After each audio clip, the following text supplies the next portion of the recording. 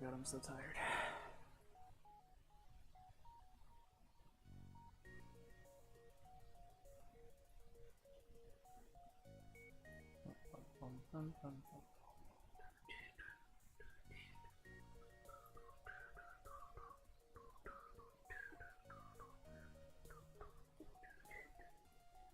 Wait, I'm doing the same thing but not messing it up? Yeah.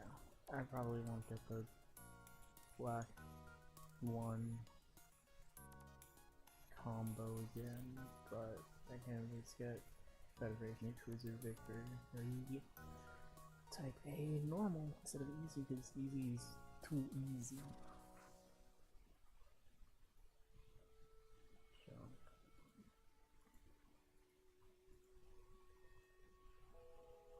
40 seconds.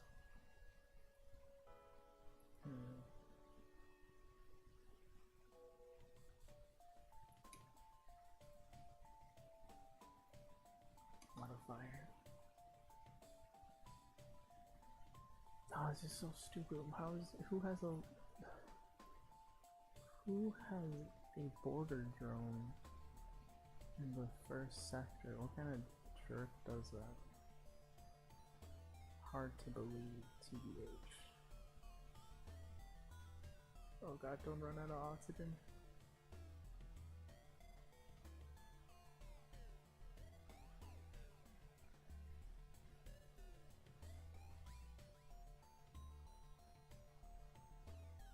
No, I don't care. I literally don't care at this point.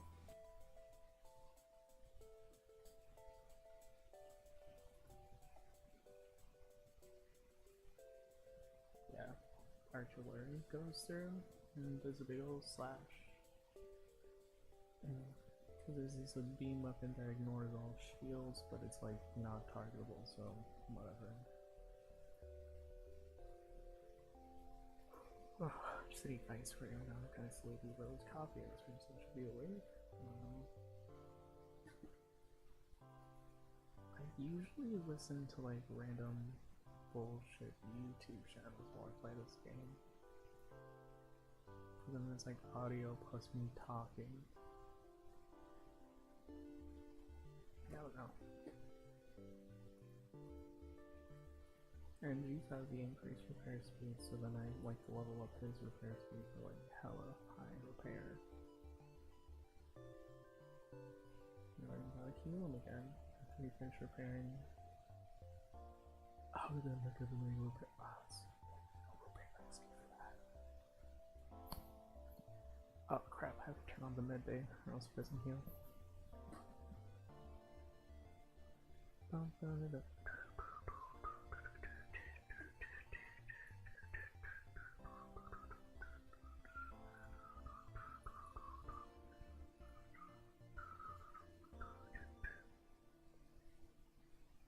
don't know how that goes on mic. I feel like it's probably terrible.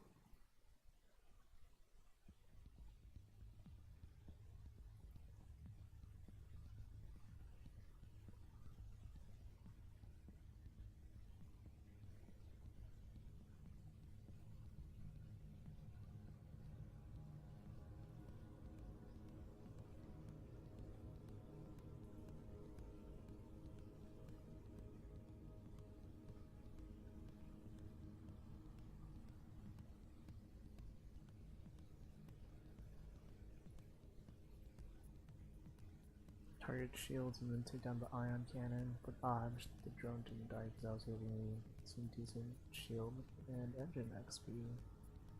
Dodging gives experience to the pilot and whoever is manning the engines. Salvage what you can and get some stuff. I'm going for level 2 Federation ship weapon.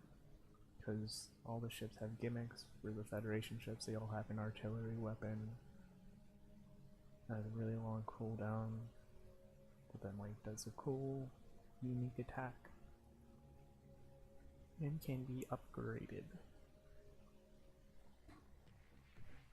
I'm trying to find something on YouTube on my other monitor, like anything interesting.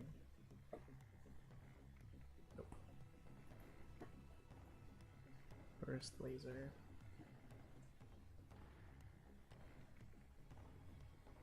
You don't need 100% oxygen to play this, to be alive, so then the min-max thing, so you don't have to get more energy by upgrading your reactor, you just turn off your oxygen as soon as they shoot, because you can also pause as soon as you see the weapon charge.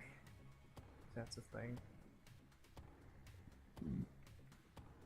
That's disgusting.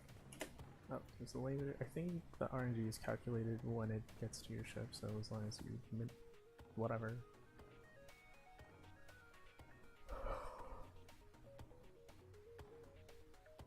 No, you are not gonna FTL, because also that's about to pop. Artillery beam.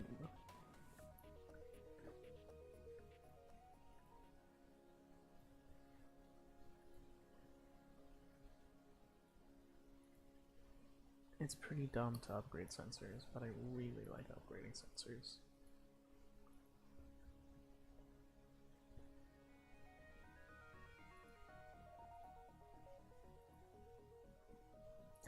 It's, for one thing, the environment is nebula where sensors don't work at all, and their hacking drone is targeting my sensors, so that's hilarious.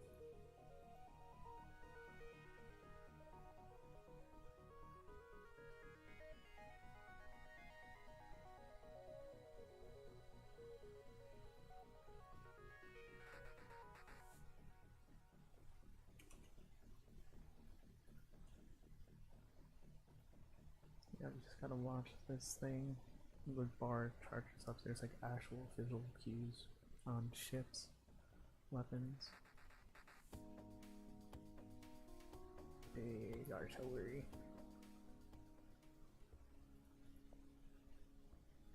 The exit's there, it's gonna take like a lot of different paths. Paths. I don't know how to talk.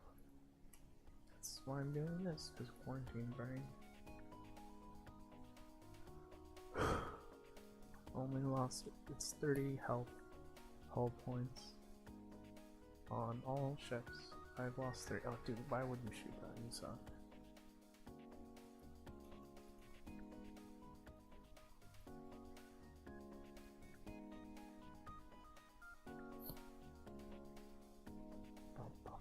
There we go. Usually take the shields out first by like taking out weapons out first, but that denies you weapons that like could be dodged and therefore farmed for experience, but I don't care that much.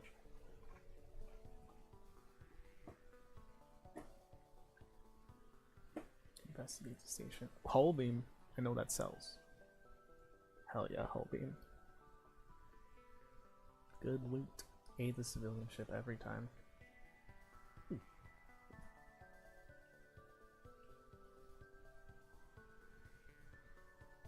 That's a laser, because I have a level 2 subsystem, and if you oh, you shouldn't be manning that. You should be manning shields.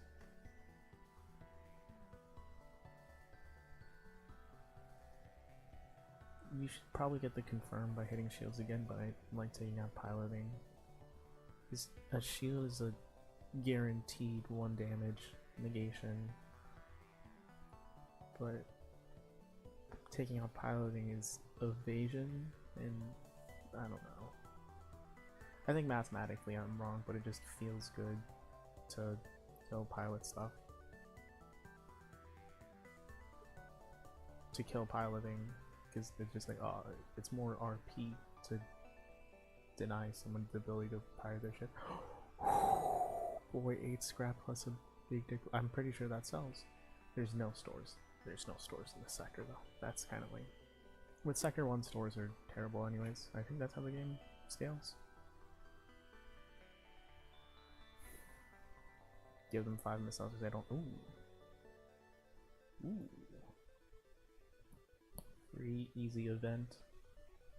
Let you do what you can. Should I go to distress while I'm making it? Yeah, I don't care. I'm gonna be close.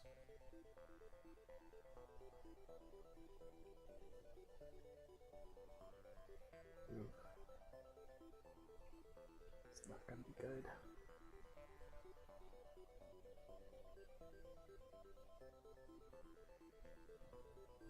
All beam.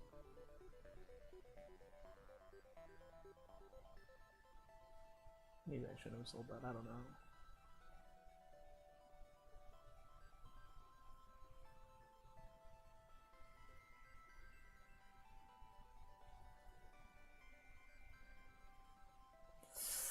I should have gone for the distress, now I'm gonna die. After survived long enough. Oh no. Getting caught by the fleet first round. That's a Vulcan. That'll kill me. I recognize the weapons. I just know that that one's hurts. But if I can take it down actually, because I have 2 shields, so I upgraded that. Maybe level 1 I can't take this. That'd be hilarious if true. You know, maybe this is a really strong ship for being in first sector. God, they're killing me though. They'd be killing me though. Let me get off shields for a second. Just take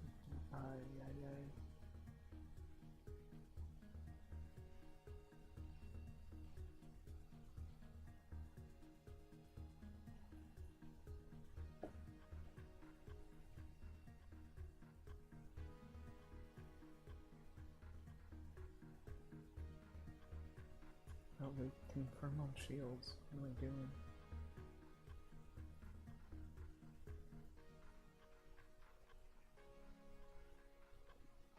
Oh my gosh, I'm actually killing the Federation pursuit. I didn't know that it scales like this, I guess. Whatever. Artillery. That's a death. Yeah. It only gives you 1 fuel for doing that. There was no reason for me to fight that. No, it gives XP. That's reason-ish enough. Or it gives me combat XP for him being able to fire his weapon a few times. Whatever.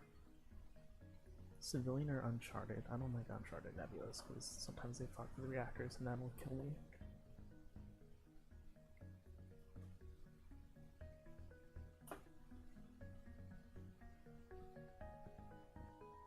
Finish the quest. What? So that quest was just an ambush that I randomly didn't get caught by. Missiles can pierce through shields. Or missiles have nothing to do with shields. They ignore them. So I like taking out weapons first on ships that have missiles. See, what? The missile hit me. That's just upsetting.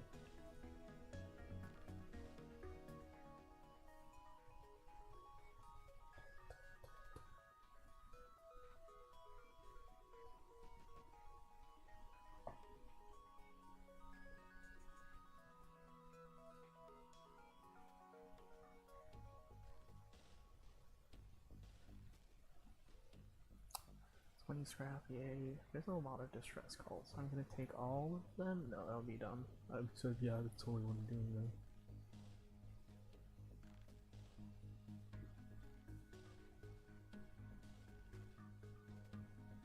Yeah, as soon as that starts to shoot, you pause the game. Take oxygen out. And then put it back in.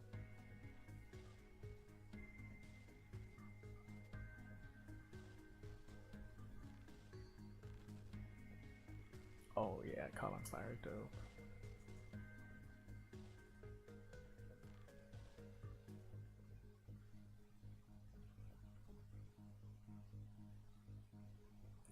Sounds like a few volleys of this.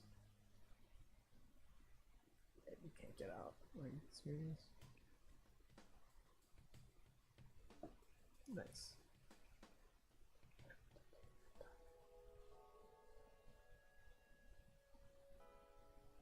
So it's 75 to get a 30-second. Yeah, of course I'm doing that. I have to waste fuel going through here.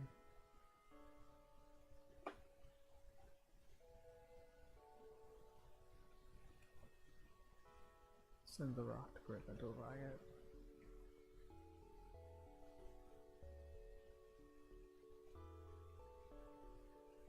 Attack the slavery scum, duh. This is slave. He's a pirate interceptor. But this has 30 seconds, so now I already have 3 upgrades or 3 power bars for it, whatever. That's kind of amazing.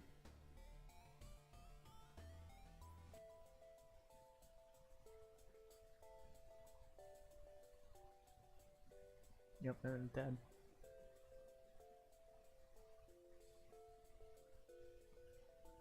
Oh.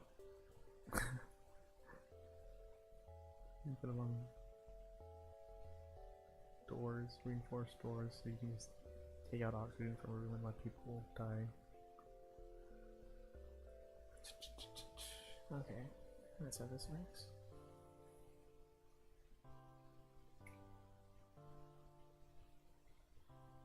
Oh no, maybe I'm using up too much fuel. Should go straight there. Oh my gosh, 9 fuel for 2 missiles that I'm not gonna use. That's amazing.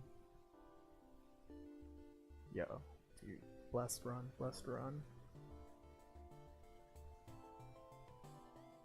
Just have auto fire on so I don't have to click it every time. Sometimes you don't want 2 weapons to fire as soon as possible. There's 2 weapons with 2 different cooldowns. You want to wait for the other one to catch up and then shoot.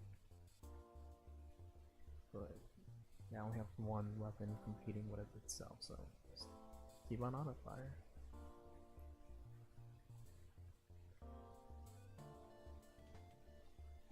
I think this is probably like 8 or 9 seconds into this 30 seconds, because I'm getting like a few laser shots before I get a single one of those shots. Oh, it's 12 seconds, yeah. Which is fine.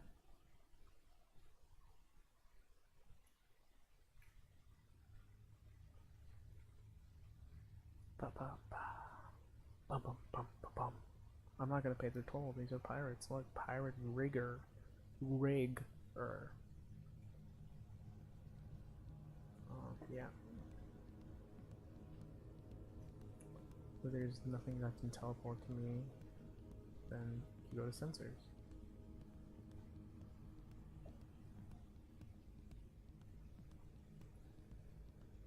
That was another min-max on evasion from turning off oxygen.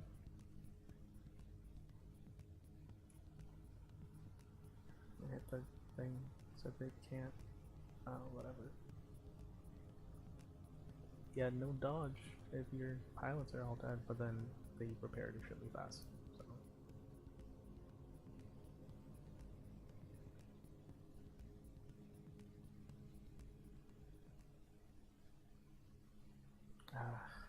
If I go here, I can't go there, so I have to.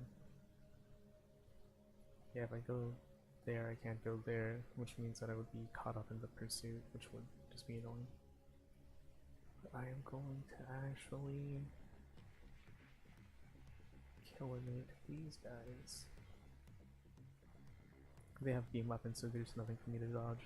Beam weapons don't interact with dodge chance.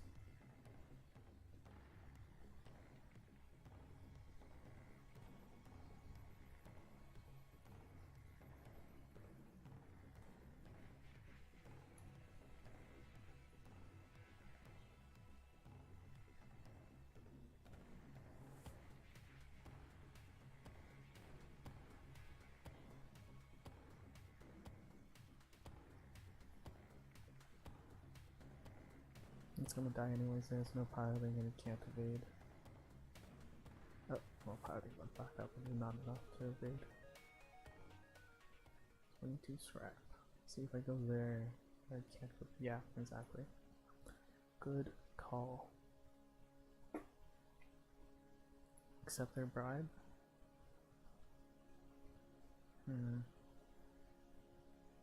Try to be a hero, attack the pilot. Because, like, I just want to kill more things.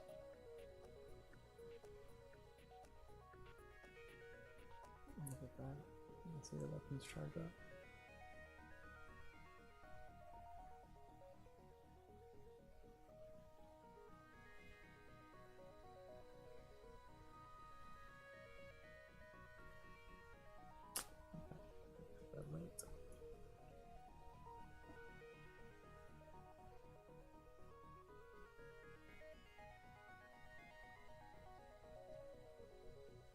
weird.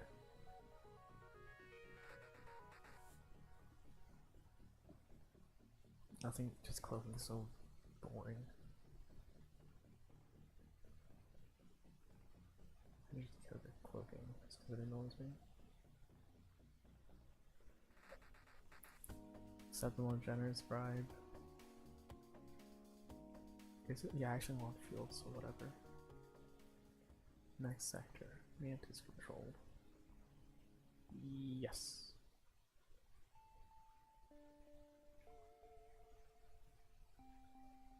Should I upgrade before or after? Be 105 to fully upgrade the artillery beam. There's another. Yeah, it's big meats. It's not efficient, but it's hilarious, so I'm gonna do it.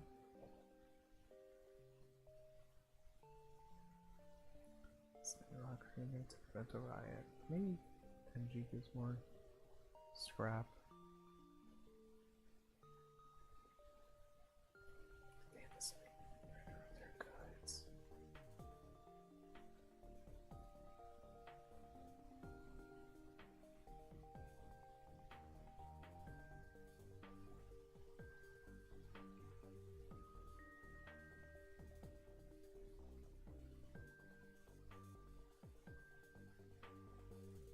Whatever.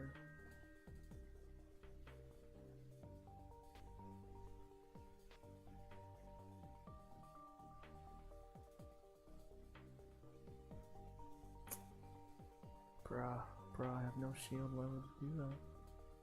Why would you kill my shields? Whatever. That's 2 artillery beams.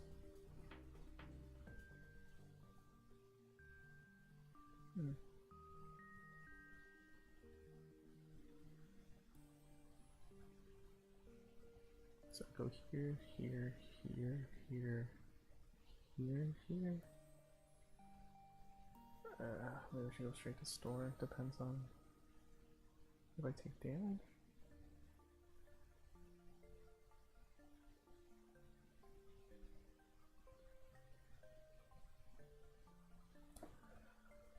Gotta wait for him to repair, get some XP, and then turn on medbay.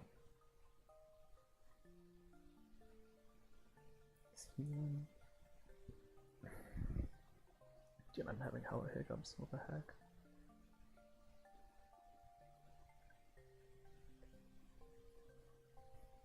Yep, distress with no fights, so I should be good. I'm not gonna send the crew to help, because that can possibly just kill a crew member for nothing. I didn't read it, but it's nothing happening. I have 9. Ooh, I would take that sensor upgrade, but I don't have 30. I have 0 scrap. Hilarious. I can still go to that store because I can sell the charge 2 weapon, so it's fine. Okay, so I gotta go over here.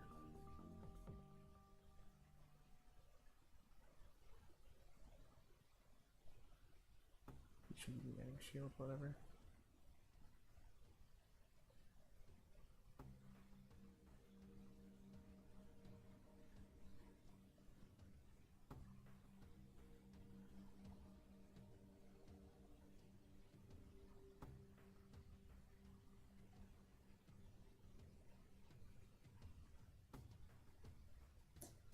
Stop.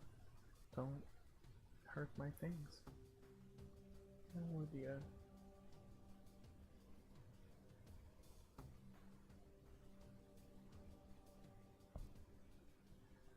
Nice. 23 scrap. It's an asteroid field. Wait. Yeah, it's an asteroid field. This might have been done. I should have healed up. I didn't heal him.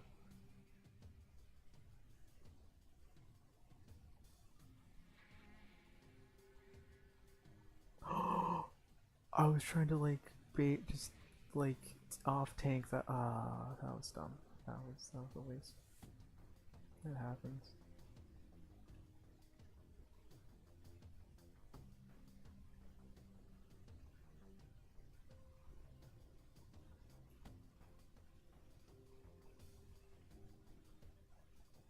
Maybe I shouldn't have gone here.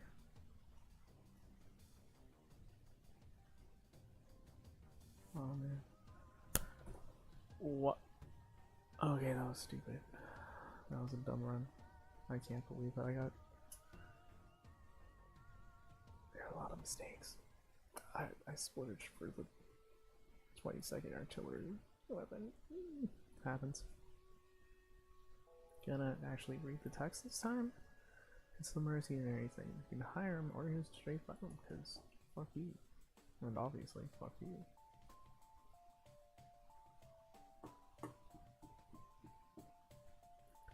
So it's fun, it's you need like sets of 2 shield upgrades for it to add another layer of shield. Oh my god, I'm dead. Oh my god, I didn't turn on auto fire. Also, they just straight up murked my weapon system. Bro, this sucks.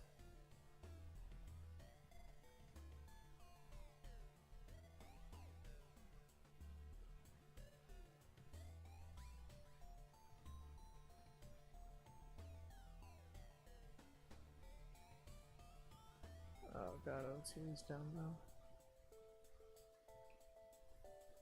It's gonna suck, I don't have any. Whatever. Yeah, no, this is stupid, that was stupid, it's just like the worst possible. This is a restart.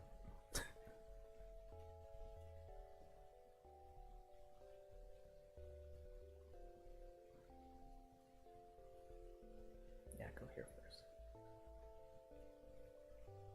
Wait, there's literally nothing.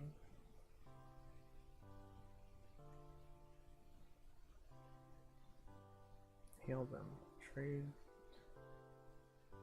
I don't know, that's only because I don't have any missiles, but that's a really good deal, even though I need them. Hopefully I can just sell them somewhere else.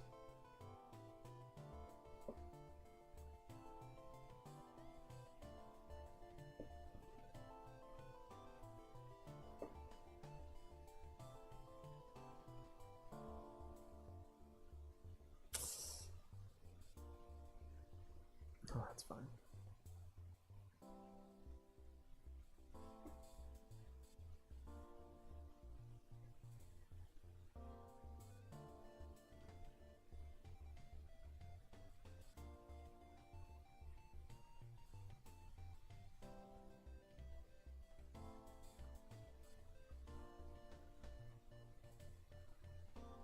This is nothing, just healing a dude.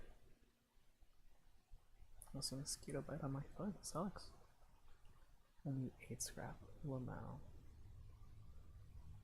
There's nothing that I can buy from the store other than fuel, which I don't need right now.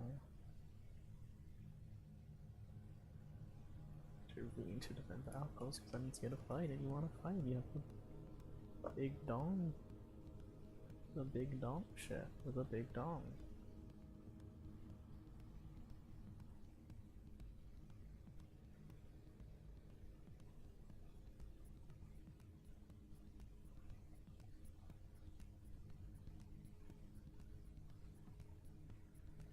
Oh my god, you're on me. The shields are looking lovely.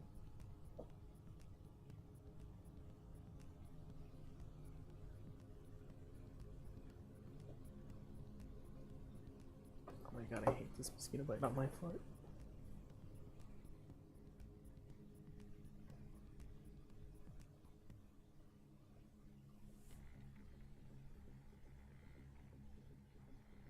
Lamau, artillery. Salvage, and the people you save give you more stuff. Dope.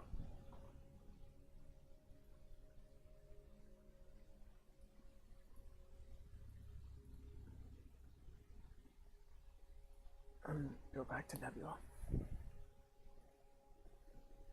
Attack the pirate ship, obviously.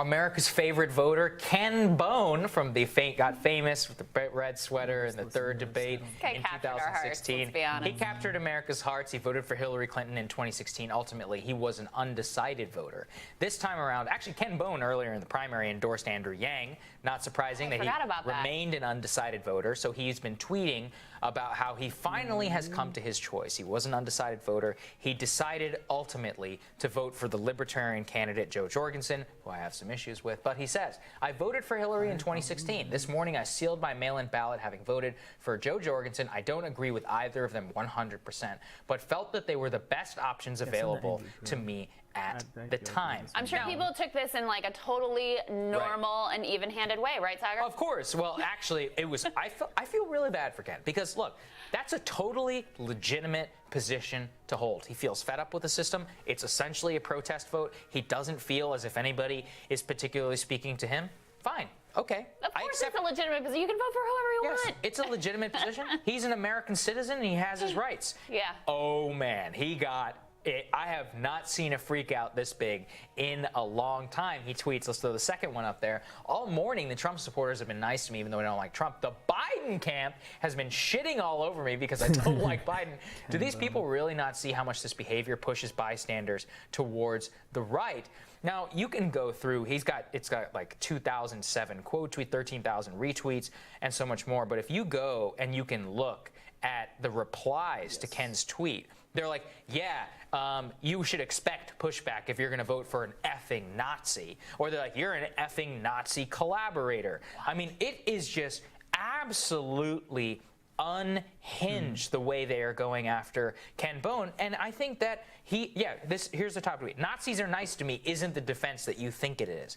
What is wrong with you? Once again, Ken can do whatever the hell he wants. That's America. And like, it absolutely drives me nuts to see also like blue check mark journalists being like, screw Ken Bone, never want to hear about this guy again. Maybe Ken is like more Americans than you. I mean, his final point there of like, don't you see how counterproductive this is and how this pushes people to the right is so true and such a like basic and obvious fact that I don't know why so many of these people can't wrap their heads around it or don't want to wrap their heads around it.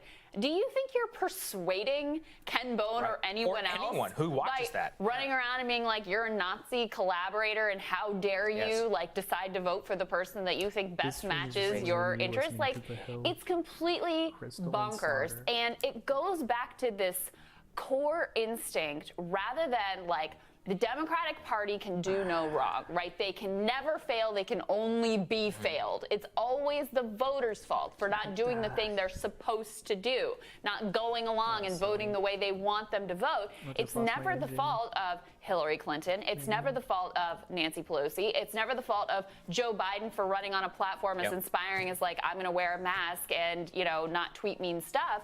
It's never their fault. There's never any accountability there. You're not even allowed to say that you have a critique of them and you wish that you would do something different. You're the crazy one if you actually expect them to have a policy agenda that they're going to fight for that may benefit your life. Like, you're the crazy one if that's your expectation. And so the idea that you would melt down over who Ken Bone is going to vote for, I mean, it just shows how completely insane these people have become. And I'm thinking about George H.W. Bush, right? And I remember I watched a documentary once where he's like, I don't like Ross Perot and I think he cost me the election. I'm like, or maybe NAFTA cost you the election, man. You know, maybe. How about that? 20% of the American public voted for Ross Perot because they were fed up with globalism and they didn't want to go down the path. By the way, they were all correct and Ross was a prophet. But he never factors that into his decision. We talked to the head of polling for Gallup yesterday, Mohammed Yunus. He always does a great job breaking down their numbers. It's worthwhile. That was yesterday, right? I think 2 Time, flats, or I don't know. Anyway, Mohammed Yunus told us that their recent polling shows overwhelming majority of Americans want a third party. They want to have more choice in their democracy because they feel boxed in by this like lesser of two evils existential situation because a lot of people don't fit squarely in the Democratic Party. They're not like party loyalists. They don't think these people are like super amazing and celebrity gods to be worshipped the way that the commentariat on television would have you think that they do.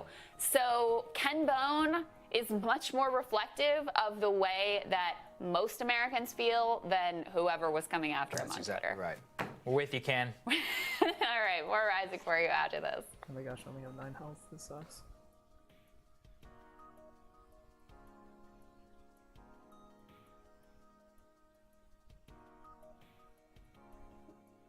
Crystal. Good morning, Soccer. everybody. Happy Thursday. We have an amazing show for everybody today. A little post-debate show. What do we have, Crystal? Indeed, we do. We've got Hannah Trudeau on to talk about how progressives might be feeling about the Biden-Harris ticket right about now. We also have Jeffrey Stein on. He's going to update on the collapse in the economic stimulus talks, what that means, and also we're going to get jobs numbers this morning, so we'll find out how many more Americans filed for unemployment over the last week, and we'll get his insights and thoughts on that as well. But we do want to start with the big vice presidential debate last night in Utah. Yeah, it was a total snooze. Shocker. Exactly as we predicted. We cut 2 of the, I guess, better moments for 2 of the 2 candidates. Let's take a listen. If you have a pre-existing condition, heart disease, diabetes, breast cancer, they're coming for you. If you love someone who has a pre-existing condition, they're coming for you. They have a $2 trillion version of the Green New Deal, Susan, that your newspaper, USA Today, said really wasn't that very different from the original Green New Deal. More taxes, more regulation, banning fracking, abolishing fossil fuel, crushing American energy, and economic surrender to China is a prescription for economic decline. President Trump and I will keep America growing. The V-shaped recovery that's underway right now will continue with 4 more years of President Donald Trump. Sure, you guys are loving that V-shaped recovery. Cookie cutter, you know. I mean, look, this is what I said yesterday. Pence is an unflappable guy. You could ask the man anything, and he would tell you that President Donald Trump is the greatest leader of all time and revert right back to right-wing. People forget, he was a right-wing talk radio host. You can't throw those people off, man. No, that's like, so true. That's how he came up. And, you know, you talk that long and you start to believe some of this stuff and you just, you know, say it with pure sincerity. Look, it was a wash. Nobody cares about the vice presidential debate.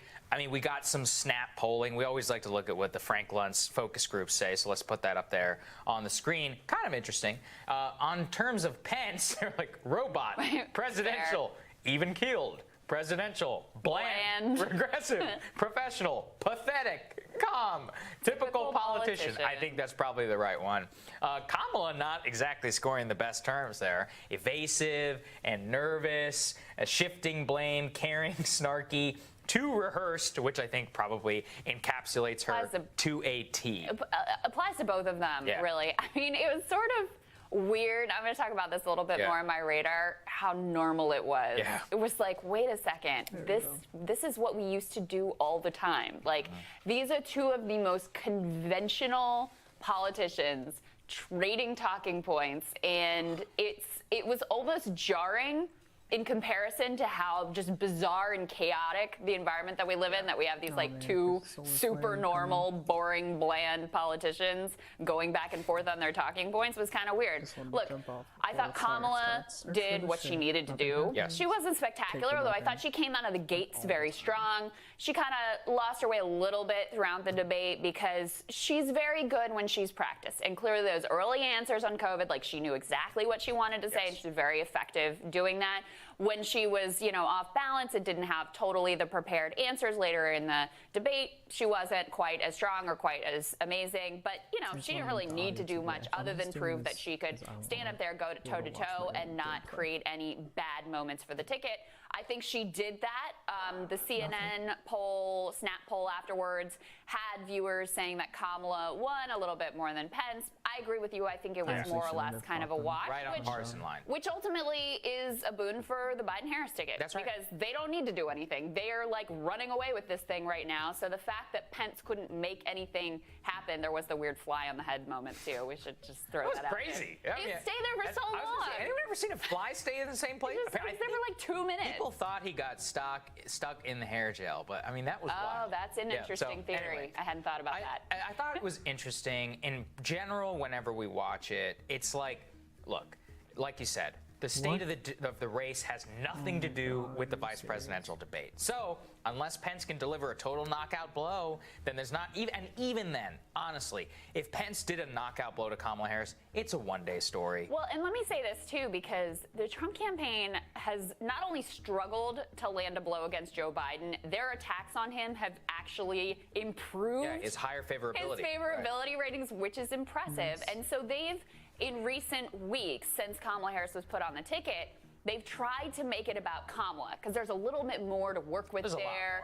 You know, she did support the Green New Deal. She did support Medicare for all. And since they have these brainworms of like the way to beat them is paint them as left, they thought they could work with Kamala Harris more and score some points there. But I think we saw last night when Pence went down that road, I mean, even with Kamala, it didn't particularly land. And the bottom line is, like, people aren't voting for Mike Pence or Kamala Harris, even though we should be clear about the reality here, which is that the two presidential candidates are both really old, and there's a pandemic. So it's never been, just statistically, probably more likely that one of these individuals could ascend to the presidency. So it is actually consequential, but I just think the public interest in these two figures is very low. We make this mistake every time. We're like, oh, it's just the vice presidential debate. And look, I mean, I just said nobody cares, but that doesn't mean I don't care. We have made a mistake in our history many, many times about overlooking who these people are. They are one heartbeat away from the presidency, and you can go read our history to go see how president dies, and then the whole thing's changed because the vice president, nobody even knew that much about him, and they're all sorts of own ideas. So it's actually important to pay attention. It's interesting to see. I think why Pence's attacks don't land is because, like you said, nobody authentically believes Kamala Harris is like a leftist, like, because she's not. She's a neoliberal shapeshifter. She was a leftist, and then she was a centrist. She's a tool of the donor class. She doesn't believe everybody anything. can see that. Yeah. Authentically, the only thing she believes to her core is accumulating power and, like, you know, fancying around with her friends in media and Hollywood. That's basically it. And I'll talk about that. I think that's what the greatest attack against her. I mean, you saw her crumble on attacks on her prosecutorial record, on China, on the terror. I mean, she was terrible on so many different things. Zero answers. Terribly, she was stumbling all over her words. But look, she's going to get a pass, and that's just the way it is. But we should be clear. It didn't matter in terms of the actual presidential race, and we got a slew of polls yesterday, which are eye-opening. Devastating is the word CNN I would actually use. put this graphic together where you can see that this is in their electoral college outlook. For the first time, they see Biden passing the 270 electoral vote map. Obviously, we should be cautious, and, you know, these are just CNN polls on an average, the way that like 538 and all of that would be. But there was also those slew of polls that Bloomberg put that graphic together of everything. I mean, let's throw that up there on the screen. This is just crazy, Crystal. I mean, take, you know, Quinnipiac, New York Times, Marquette, and others, state by state by state, just showing Biden leading. Yeah, well, and I mean, it's worth going through these if we can leave this graphic up a little longer. Like, we've said this a lot, but I'm going to say it again. Iowa should not be in play for Democrats, and this Quinnipiac poll has Biden up by 5. Ohio, again, really shouldn't be in play. This was a state that Democrats thought had moved to the right and that they were unlikely to win back on the strength of Republican performance with white working class voters. This shows it basically a tie. That's actually one of the better polls that came out for Donald Trump this entire week, was a tie in Ohio, which shows you where things are. Quinnipiac, this is an outlier poll in Florida, but with Biden with an 11-point lead in Florida. In Nevada, a 6-point lead. New York Times, again, that's like kind of one of the better polls that he's gotten. It's in the range of the loss that he was facing before the debate. Wisconsin, Biden up 5. Again, that's better than he's been doing this week. And Pennsylvania, the Quinnipiac polls were all really, really bad for him. Pennsylvania, Biden plus 13. And Pennsylvania, if you're going to look at any state, is the state. And for a long time, Wisconsin and Michigan and Minnesota, which the Trump campaign had thought maybe they could put into play, had all kind of moved away from Trump. But Pennsylvania had stayed close. That has changed over the past 2 weeks in particular. The polling that is coming out of Pennsylvania now consistently shows Biden up by somewhere 5-6 points, with a solid, steady lead there, which is, you would expect it to move roughly in the same way as Wisconsin and Michigan. Not that they're, you know, totally similar states, but they generally perform in a similar range. So it makes sense that they've moved in that direction. But yeah, this is a deadly string of polls for Donald Trump. Let me just, you know, put this in context for people. Right now, the Real Clear Politics polling average, the average of all the polls in Pennsylvania has Biden up at 7.1. On the eve of the election, so bad. Hillary Clinton was up only 2 points in the state of Pennsylvania. Actually, one of the very last polls in Pennsylvania actually had Trump winning the state. Yeah, so and this is one of the states that pollsters got a little bit wrong. Yes, but that's right. people have overestimated in their head how much polling was off last time. That's right. Pennsylvania was close. Yes. People were just overconfident because they couldn't imagine Donald Trump winning the presidency. It was like they just couldn't possibly picture it. So when they saw Hillary with these small but consistent leads, they were like, well, that's definitely what's going to happen.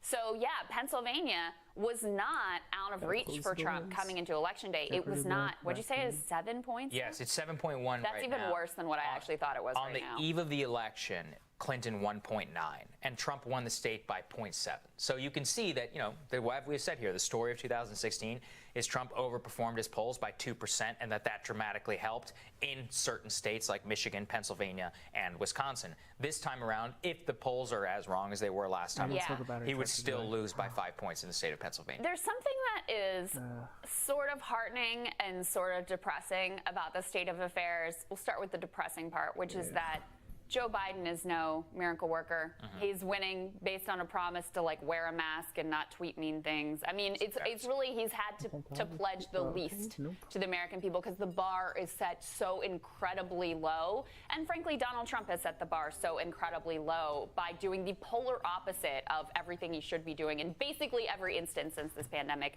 has occurred. The part that's heartening is there was this idea after 2016 that people were just locked in, unthinking robots who would never change their minds about anything, who were just totally hardened, totally partisan, nothing matters. How many times did we hear that over the course of the past 4 years? That people had this almost cult-like mentality where nothing could move them off of their candidate. And look, some people, sure, there are hardened partisans who will vote for the Democrat or vote for the Republican come hell or high water. But you have a lot of people who are actually assessing, how has this gone for me? How is this going for my life? Do I really think that this is the guy to steer us through what are incredibly troubled times? Or do I want to try with this other dude who, he may not be amazing, but maybe he's just going to be a little bit steadier and freak me out a little bit less on a daily basis? People are paying attention and they are listening and they are changing their minds. And there is actually something kind of heartening about that. I'm glad that you said that because whenever people in the media say nothing matters, what they mean is that the things that I think matter do not matter to voters. And the thing is, this time around, coronavirus matters because it impacts every facet and aspect of your life. Right. Economics, the state of the stimulus negotiations, matters. Right. You can talk to normal people, average people not tapped into the news cycle. What's the one thing they're going to tell you? This happened to me yesterday. They were like, man, I cannot believe he pulled out of those stimulus negotiations. I'm hurting right now. Yes. You can see that. That is something where it's like you turn on the radio, that bit of news actually matters to you, your life, livelihood, the ability to support your children.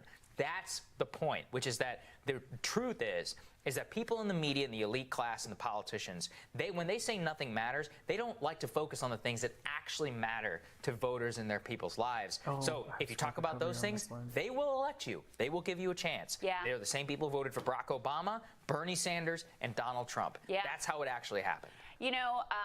There was some data that came out that caught both of our eyes. I think we're going to cover it later in the week on this show about which ads are actually effective at convincing people to vote for Democrats. And the least effective thing possible was just the Donald Trump is bad, Donald Trump's a threat to democracy, which is what Democrats did relentlessly for the first 3 years of his presidency, basically. And then with coronavirus, with everybody obviously shifting their attention, this thing that's impacted their life every single day, they sort of stumbled into messaging that actually worked. And I mean, I don't even give them credit for messaging, really. It's that Donald Trump's failures there were just so manifestly bad that American people were able to judge for themselves how this has all gone.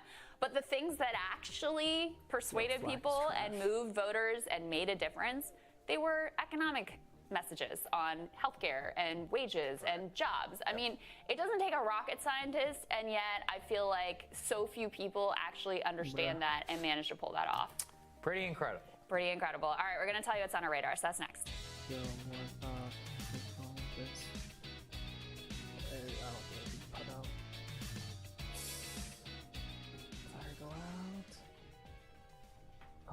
Nope.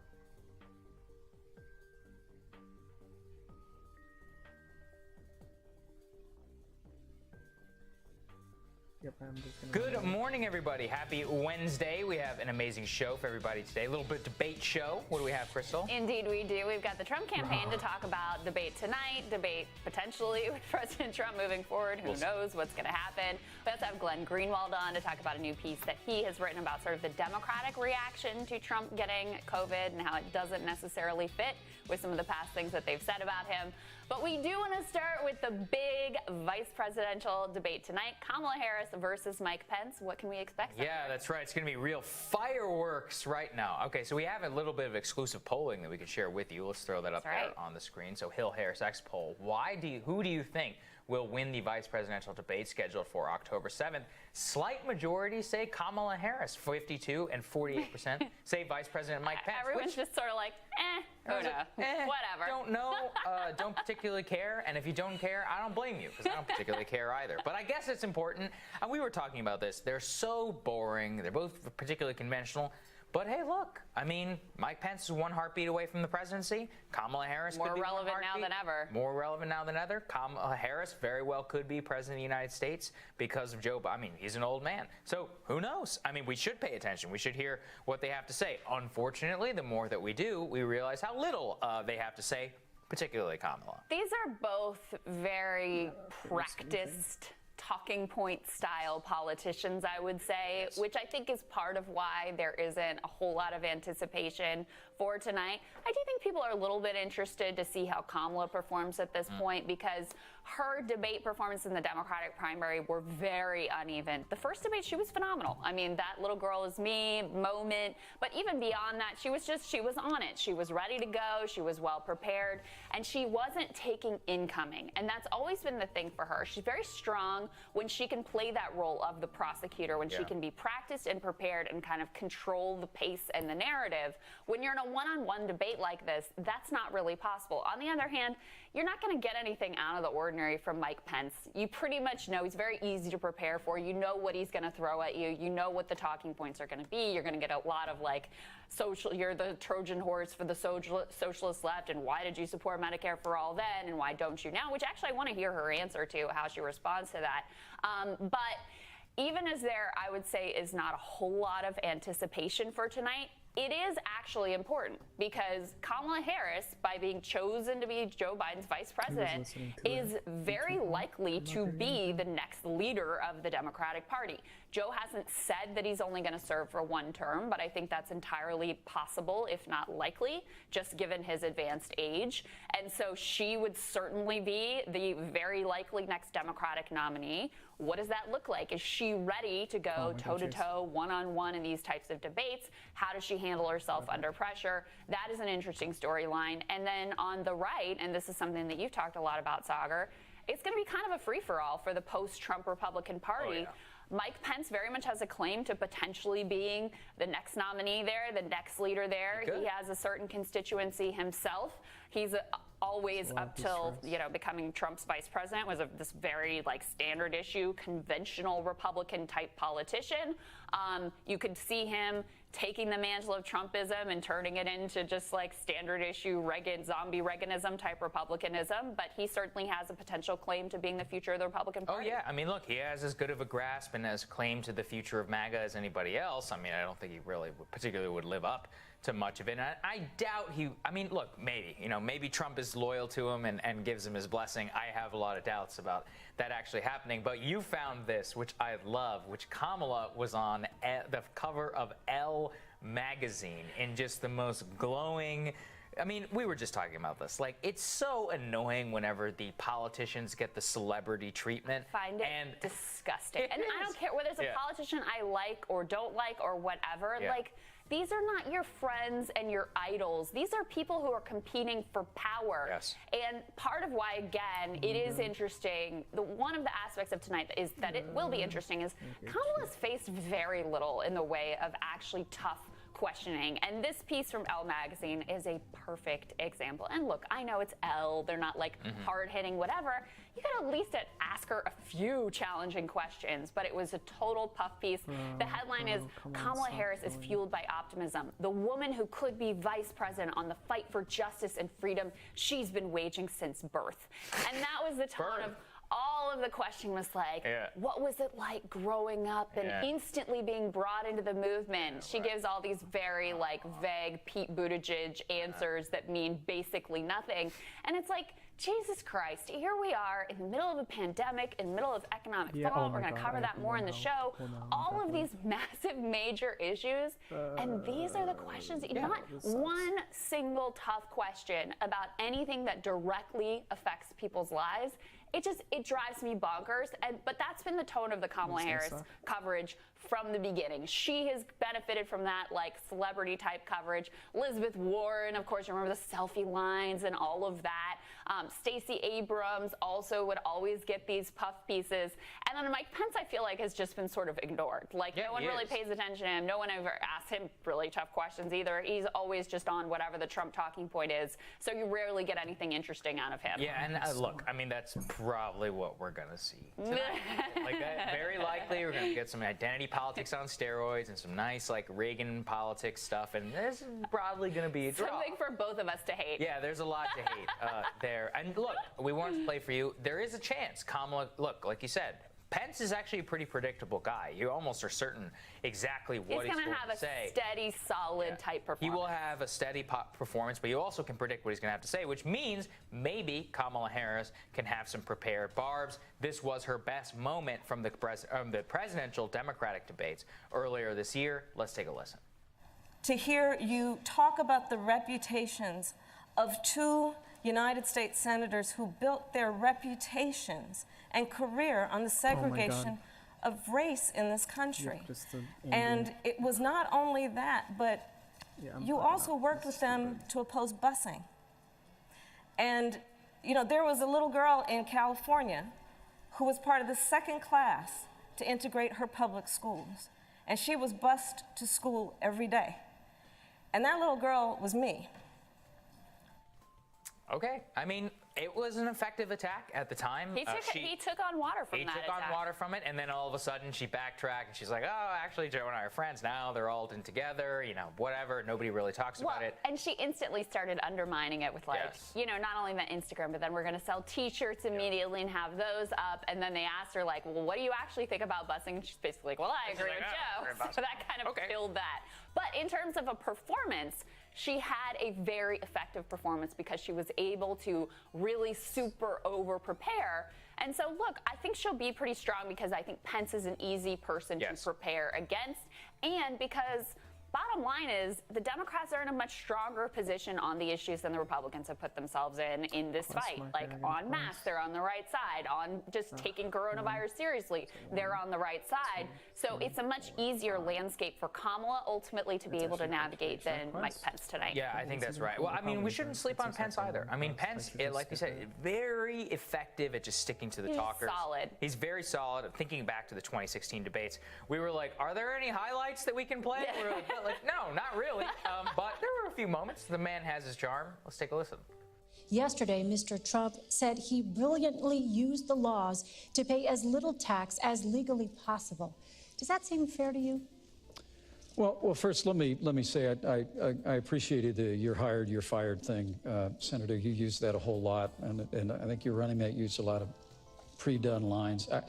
Look, what you all just heard out there is more taxes, $2 trillion in more spending, more deficits, more debt, more government.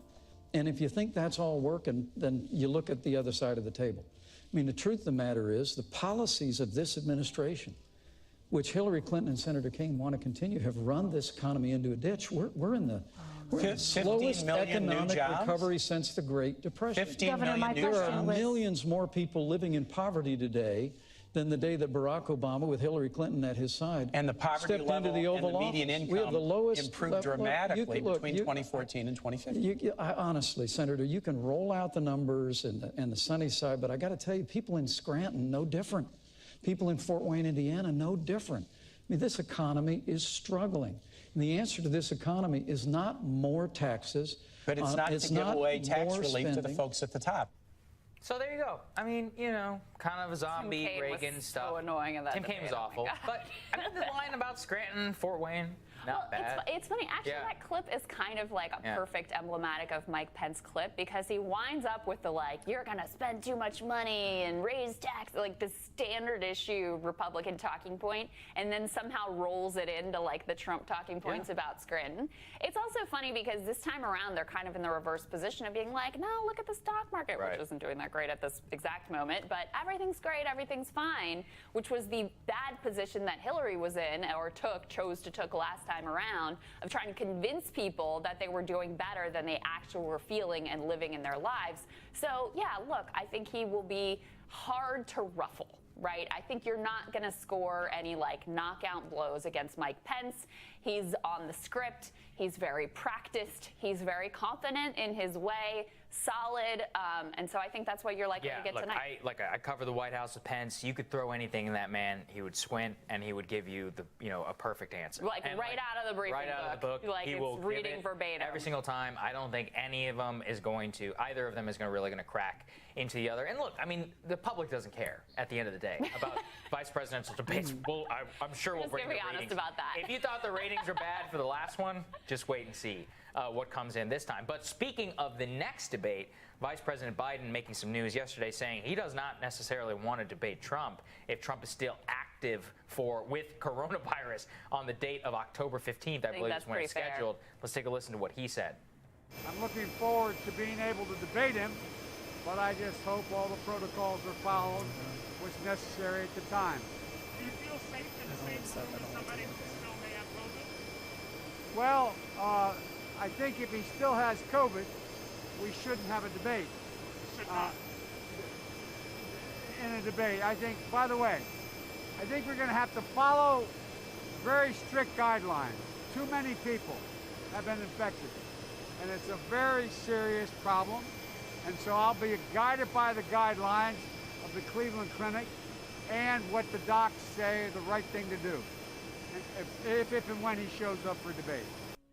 I mean, I would not want to debate someone who had active COVID either. So I think it's a pretty fair position that he's taking out there. I mean, the president's team saying he's going to be there on October 15th. He's going to be healthy. We'll see. Apparently, they're considering having it outside. So there you go. And tonight, apparently, I'm not sure if it's been 100% confirmed yet. Kamala's team had requested like plexiglass in between the two. I don't know if Pence's team had agreed to that I think the last that I saw was that the plexiglass was going to be in place if you were like really super hyped up about whether there was going to be plexiglass or not ultimately. You know, the funny thing is that for so long, the Trump team was building up like, oh, the debates, we're going to crush Biden at the debates. That's when we're going to turn everything around. Trump, because he had, not really because Biden had an amazing performance, he didn't, but because Trump was so terrible in the first debate, he really took a significant hit in the polls. I mean, all the polling that has come out since then hasn't shown a massive shift, but a couple-point shift consistently towards Joe Biden. We got another national poll out, Reuters Ipsos yesterday, that has Biden up by 12. Of course, we covered the CNN poll, which is an outlier for sure, that had Biden up by 16. But what we've seen in the averages is it's moved from about 7-point national lead to Biden to like an 8 or 9-point national lead for Biden. So what they had been predicting all along, which is that Biden would crumble in the debates, actually the first debate worked out great for Joe. So I think he probably is feeling pretty confident about if he does have to take on Trump at a second or third debate here. Yeah, it generally seems that way. I mean, the debate worked out for Trump. We should remember last time around, nobody got a significant polling bump, Hillary or Trump, out of the last debates. Neither in particular after all three. And we should also, I just want to keep in mind, it is October 7th, 4 years to the day since the Access Hollywood tape out. So great. A lot of can change, you know, at that day. A lot of people thought he was toast, so just keep that in mind. It's been 4 years since that happened, since WikiLeaks, I guess almost exactly 4 years to the day since WikiLeaks started, so Comey and all that other stuff. That's true, but the time, 4 million people have already voted. Yeah, that's true. I mean, it's a different deal, and the race has been so consistent and stable, and rather than making any moves that you would think would get him back in the race, as we're going to discuss later in the show, Trump just seems to be content to blow himself up. I mean, pulling out of stimulus talks when people are struggling is politically completely insane, which is what he did yesterday. Obviously, his handling of his own coronavirus situation, the fact that there's mass super spreader situation going on throughout the White House, that it's not like they're taking that more seriously at all. So, yes, anything could happen. Let's stipulate that. But the trends do not look good whatsoever for him. All right. All right, we're going to tell you what's on our radar. So that's next.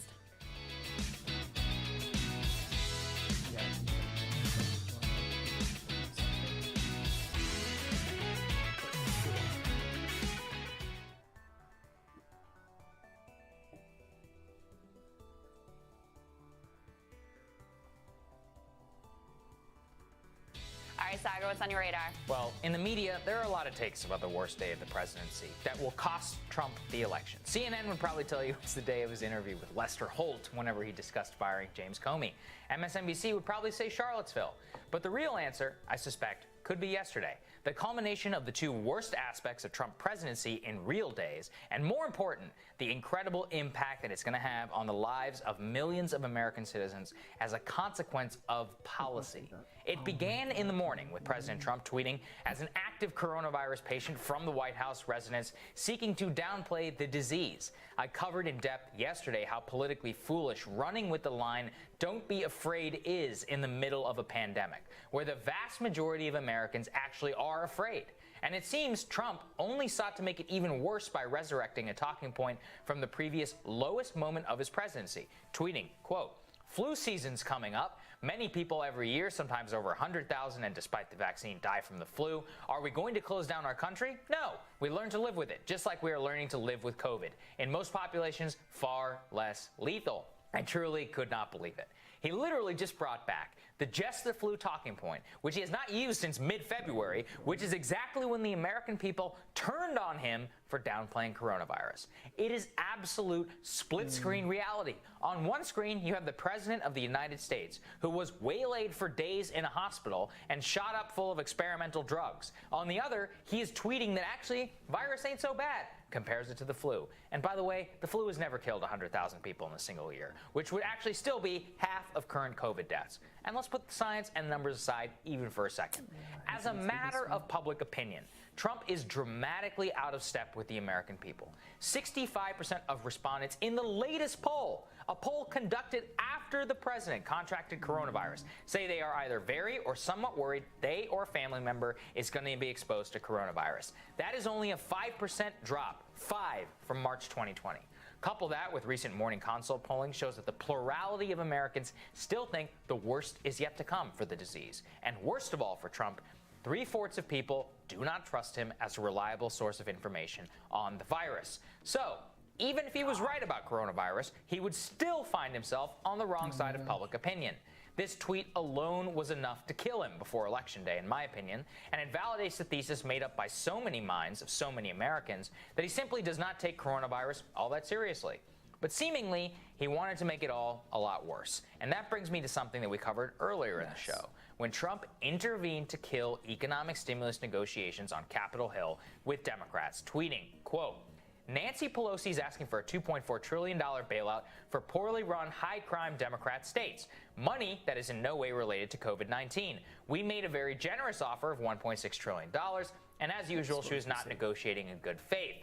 I am rejecting their request and looking to the future of our country. I have instructed my representatives to stop negotiating until after the election, when, immediately after I win, we will pass a major stimulus bill that focuses on hardworking Americans and small business." That right there might be the death knell, folks. It is not an exaggeration to say that this will likely be the single most unpopular thing he has done as president.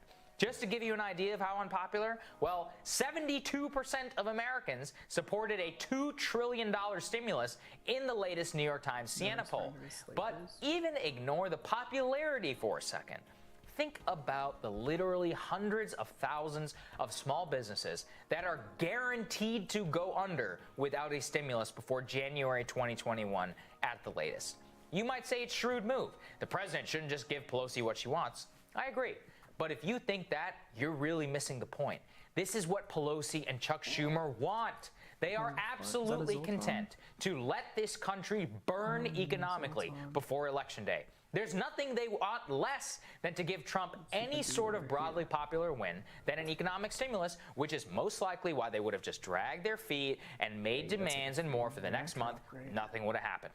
Trump appeared late last night to realize how much of a blunder his original declaration was, tweeting that the House and Senate should immediately approve $25 billion for airline payroll support and $135 billion for Paycheck Protection Program for small businesses. Now, both of these will be fully paid for with unused funds from the CARES Act. Have this money. I will sign now. He added, if I am sent a standalone bill for stimulus checks of $1,200, they will go out to our great people immediately. I am ready to sign right now. Are you listening, Nancy? But look, at this point, damage is done. Pelosi's already rejected a so-called clean bill outright, and Trump's original declaration bearing the responsibility for killing the negotiations is a political and economic disaster, because he actually said that instead of passing stimulus, McConnell should focus on getting Amy Coney Barrett's nomination through the Congress. And look, I think that's great, but I'm not going to sit here and pretend that it's popular. In fact, I think the only way to really make it politically tenable would be for the GOP Senate to actually do something for American workers. So that's where we are. Trump somehow found a way to double down on the two most unpopular positions that he's held in recent months with less than 28 days until the election. Yesterday, we threw up a photo that Joe Biden tweeted out from his campaign account, just to illustrate how insane this election has become, and how much of a farce this is all to our lives. How in the hell did one of the most important elections of our lifetime, in a turning point of American history, come down to this? With Trump seemingly no reason except listening to the libertarian idiots around him, embracing positions like being mask skeptical, which are literally 85-15 issues in public opinion. Joe Biden is a tool of the globalist establishment. Wall Street is licking their chops at the prospect that he wins the presidency. So are the defense contractors. So is Hollywood. So is mainstream media. He couldn't be loved by more of the worst people on the planet. And the people that Trump's election was a direct F you and middle finger to. And somehow, Trump has made it that even the guy that they so desperately want to be president is ahead in the polls. It's mostly a sick joke, except that it's not a joke, because it has ramification for the lives of millions. And I just couldn't believe it. I mean, to see exactly in the same day the two single most unpopular things that he holds in his mind, listening to these libertarian fools whenever it comes to stimulus, and just the flu on coronavirus. It's like, why bring it back? Like now is the time? 28 days before the election? It's just amazing to watch. I mean, I actually saw Jonathan Swan over at Axios that there are people in the White House who are like, maybe he wants to lose. I don't know.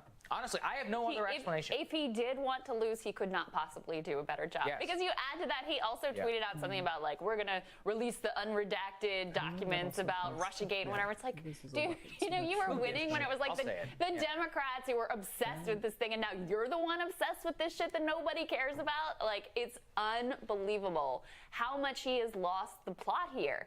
And look, the bottom line is you're exactly right. Was Pelosi really negotiating in good faith? No, she wasn't. The right political move, and the thing that the American people would have loved you for, is if you called her bluff and was like, great, we're going to pass the $2.2 trillion stimulus that she passed through the House. And her move, which they executed perfectly from a political standpoint, which I'm going to talk more about in my radar, which I find morally unconscionable, by the way, but politically, they scored the big win, because not only does he not get a stimulus out of money to people that could help him with his reelection, but he took full ownership of it. Yes. Like, look at me. I am killing the deal. You are not getting help because of me. He did all of that. And I think about the flu thing, too. It seems like ages ago that the Woodward tapes were released. What was that, like 3 weeks ago or something? It was like just a few weeks ago. But one of the things that was a big scandal there was that back at the time when the president was originally saying, oh, it's just like the flu, no big deal, don't worry, he was privately saying to Woodward that he knew that this thing was a killer, that he knew how deadly it was, and then went out and spun a completely different version of reality to the American people. That was a massive, legitimate scandal. And now he's resurrecting the lie that he's already been exposed as knowing better than the lie that he's putting out there to the American people. It's just the flu thing is, again, the single most unpopular thing he's probably done in the last 4 years. I mean, that was really where he lost so many Americans. And then maybe second to that was up there with tax cuts and jobs. And now basically following following that strategy of like, no, we're not going to do stimulus. He's listening to the worst elements of his caucus. I saw Stephen Moore out there bragging about it, saying, oh, Trump, he's calling his bluff. And he's like, if we're going to do true trillion, we should just eliminate income tax. And I would love for him to explain to the 30 million people who don't have any income right now about how a lack of income tax was going to benefit them. I'm sure you would hear a lot about trickle-down economics. Art Laffer also applauded the move, just so you know, the most discredited economist in all of Washington. But those are the people he's listening to. So, who am I to say? I don't know. It's just you see the flu thing plus the economic stimulus, the two things which could not wreck his presidency more. And he does them on exactly the same day. And you got to see, he knows how bad he screwed up with that late-night tweet. He must have heard it from everybody in D.C. saying, sir, this is bad. Yesterday, you do not want to eat no stimulus because now you own. I remember with that shutdown. I remember whenever he told Pelosi and Chuck, he was in the Oval Office because I think I was there actually, and he was like, what did he say? He said, I'll own it. I'll own it. You shut it down, and they were like gleeful, and I was like, man, he better follow through on this or he's gonna get killed. 35 days later, he caved to them. By the way, how many wall miles we got on the southern border? Not very many. So there you go. And that's kind of when I knew when he caved. I was like, rest of the presidency, mostly a wash. Yesterday was the day when there was like a switch that was flipped between the flu thing, between his just outrageous handling of coronavirus in general and his own illness in particular, and then when he personally took responsibility for pulling the plug on stimulus.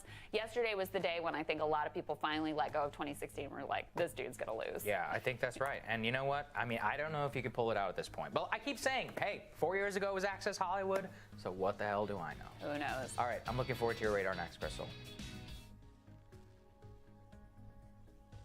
Hey, your ship's on fire though. And a few more seconds, your artillery beam kills it. I'm not Here we go, we're rolling. What's up? Good to see you guys. Good to see you, Joe. Really, 24. Oh man. Energy control, hell yeah.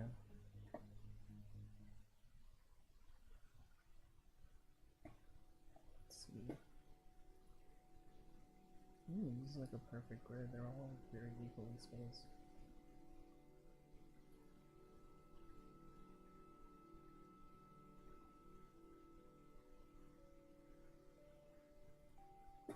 Eight civilian ship.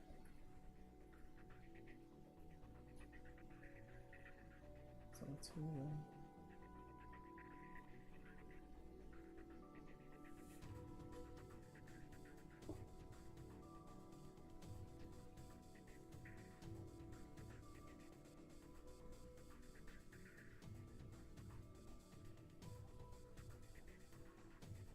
Let me pull the clone trade because that's funny to me. Yeah, that means that's it. Oh, I think I'm just gonna straight up die.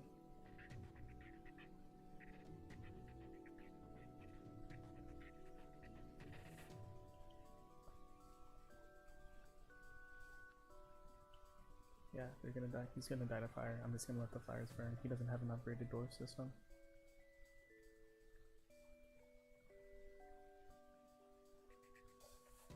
Yeah, I'm just gonna hope this is just gonna catch on fire. Oh boy, don't.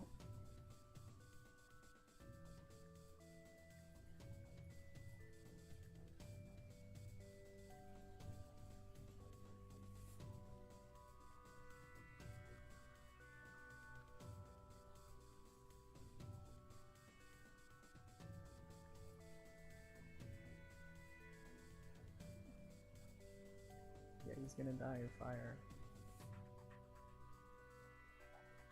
This is hilarious.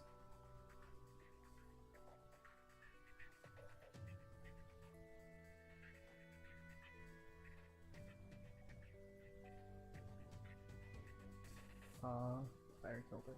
Flame. Oh! Engine. Cool.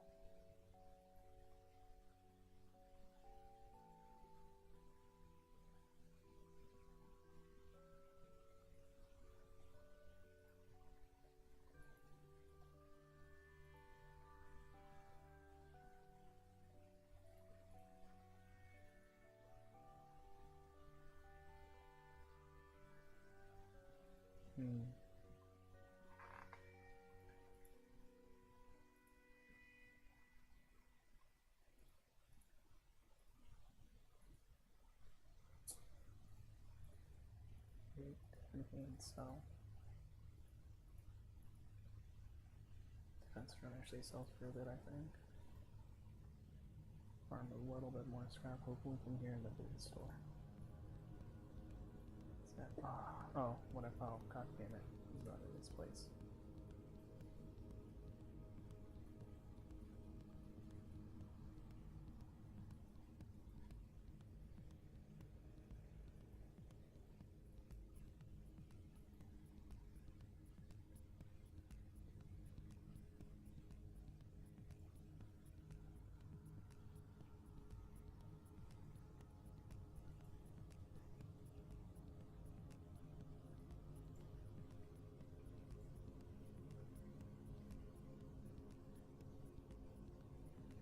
Should be killing this artillery. Nope. Oh, I thought I would kill you right as you said that. No, seems okay. So.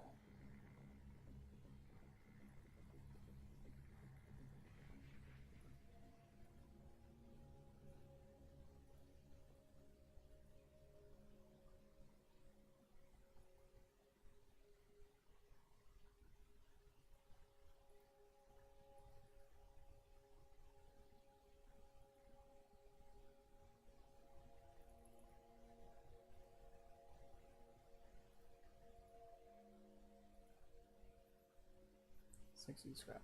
What can I buy?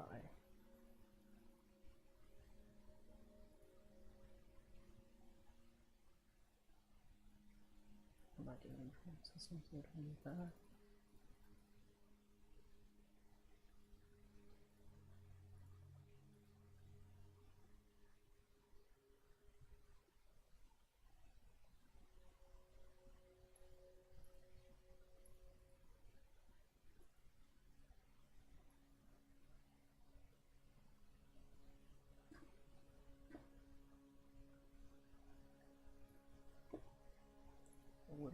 Good morning, everybody. Happy Thursday. We have an amazing show for everybody today. A little post-debate show. What do we have, Crystal? Indeed, we do. We've got Hannah Trudeau on to talk about how progressives might be feeling about the Biden-Harris ticket right about now. We also have Jeffrey Stein on.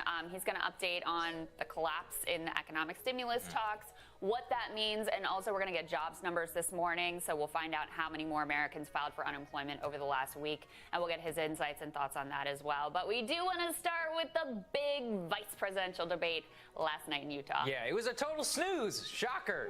Exactly as we predicted. We cut two of the, I guess, better moments for two of the two candidates. Let's take a listen. If you have a pre-existing condition, heart disease, diabetes, breast cancer, they're coming for you. If you love someone who has a pre-existing condition, they're coming for you. They have a $2 trillion version of the Green New Deal, Susan, that your newspaper, USA Today, said really wasn't that very different from the original Green New Deal. More taxes, more regulation, banning fracking, abolishing fossil fuel, crushing American energy, and economic surrender to China is a prescription for economic decline. President Trump and I will keep America growing. The V-shaped recovery that's underway right now will continue with 4 more years of President Donald Trump. Sure, you guys are loving that V-shaped recovery. Cookie cutter, you know. I mean, look, this is what I said yesterday. Pence is an unflappable guy. You could ask the man anything, and he would tell you that President Donald Trump is the greatest leader of all time and revert right back to right-wing. People forget, he was a right-wing talk radio host. You can't throw those people off, man. No, that's like, so true. That's how he came up. And, you know, you talk that long and you start to believe some of this stuff and you just, you know, say it with pure sincerity. Look, it was a wash. Nobody cares about the vice presidential debate. I mean, we got some snap polling. We always like to look at what the Frank Luntz focus groups say, so let's put that up there on the screen. Kind of interesting. On terms of Pence, they're like robot, presidential, even-keeled, presidential, bland, regressive, professional, pathetic, calm, typical politician. I think that's probably the right one. Kamala not exactly scoring the best terms there. Evasive and nervous, shifting blame, caring, snarky, too rehearsed, which I think probably encapsulates her to a T. Applies to both of them, really. I mean, it was sort of weird. I'm going to talk about this a little bit more on my radar, how normal it was. Yeah. It was like, wait a second, this is what we used to do all the time. Like, these are two of the most conventional politicians trading talking points, and it was almost jarring in comparison to how just bizarre and chaotic the environment that we live in, that we have these like two super normal, boring, bland politicians going back and forth on their talking points was kind of weird. Look, I thought Kamala did what she needed to do. Yes. She wasn't spectacular, although I thought she came out of the gates very strong. She kind of lost her way a little bit throughout the debate because she's very good when she's practiced. And clearly those early answers on COVID, like she knew exactly what she wanted to say, and she was very effective doing that. All right, Crystal, what's on your radar? Well, as you know, the big Mike Pence versus Kamala Harris showdown happened last night in Utah. I know you all have been waiting all year for this moment. Just kidding. No one was waiting for this moment. Honestly, beyond the answers, the thing that to me was most noteworthy of last night, and I'm going to play a little bit of what I thought was the strongest moment, but was just how weirdly normal it was. Two completely conventional politicians going back and forth, trading talking points at a time when the entire world appears to be on fire. As you know, of course, we're still in the middle of a pandemic. There's been a mass super spreader event at the White House. The president just pulled out of stimulus talks. Millions of people are struggling to pay their bills, including rent, including mortgages, including utilities, facing shutoffs. And of course, we've had unrest in the streets and a mass protest movement, the likes of which, frankly, we haven't seen in modern American history. So against this insane backdrop, we have two of the most standard issue politicians conducting themselves in the most standard issue way. In a sense, it's kind of a preview of what the Biden administration will actually be. When they say return to normal, this is what it looked like. So while it was kind of nice and a lot less infuriating to have like the madman in the corner throwing bombs and setting himself on fire, it also did remind me of why people chose the unconventional politician of Donald Trump, and frankly a somewhat unconventional politician of Bernie Sanders that they were gravitating towards as well in the first place, because typical politicians are kind of insufferable. They never answer the question. They always dodge. They never say anything significant or substantive. They're just on the briefing book. And that, by and large, is the story of what happened last night. All right. So who do the viewers say ultimately won? CNN had some polling here. This was their snapshot of a poll. A bit of a gender divide here, as we've seen within this presidential race writ large. Men gave Harris an edge, but a slight edge. They basically thought it was a wash. Women overwhelmingly chose Harris as the winner, sort of reflective of the gender divide that we see writ large within this race. I would say overall, from my own judgment, look, Kamala had some very strong moments at the top where she was extraordinarily practiced and prepared to talk about coronavirus in particular. She had some straight-to-camera moments that I thought landed and were effective and were very much on message. She's a little bit unsteadier throughout the debate. I think she had some moments that people, frankly, would just find kind of off-putting. Mike Pence, completely unflappable, but then again, he has an absolutely indefensible position to try to defend. So bottom line for me is, since it was more or less a wash, I don't think anyone is going to change their vote or change their mind based on what happened last night. That's a win for Biden-Harris. We've been showing you the polls here. Biden is up by a lot nationally in a slew of battleground polls yesterday, had him up significantly in every major battleground state. So a status quo debate is a win for Biden-Harris. And really what it comes down to is this. This was Kamala's first answer out of the gates, obviously one she was completely practiced and prepared for. And frankly, it landed. And to me, this is the whole ballgame right here. Well, the American people have witnessed what is the greatest failure of any presidential administration in the history of our country. God damn it. And here are the facts. 210,000 dead people in our country in just the last several months. Over 7 million people who have contracted this disease. 1 in 5 businesses closed.